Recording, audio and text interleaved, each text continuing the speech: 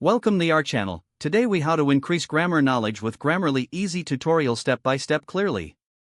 To begin increasing your grammar knowledge with Grammarly, first, visit the Grammarly website.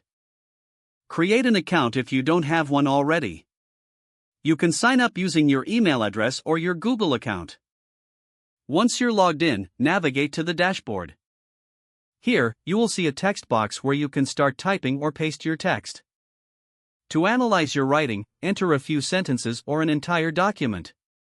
Grammarly will automatically highlight spelling and grammatical errors. Click on the underlined words or phrases to see suggested corrections.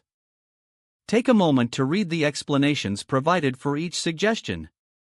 This will help you understand the grammatical rules related to your errors. Pay special attention to the explanations about punctuation, sentence structure, and word choice. You can also explore the Goals feature to customize your writing style preferences. Set goals based on audience, formality, and intent for more tailored feedback. After adjusting your text, Grammarly will show you an updated score reflecting your improvements. Consider taking note of repeat mistakes that Grammarly points out. Make a list of these recurring issues to focus on as you practice. Use the plagiarism checker to ensure originality, which can also enhance your writing skills. Grammarly's browser extension can be added for real-time grammar checks while you type online. Regularly use the Grammarly app to work on various writing tasks, from emails to essays. Don't hesitate to explore the resources section for articles and tips on grammar. Engage with the interactive exercises to further solidify your understanding.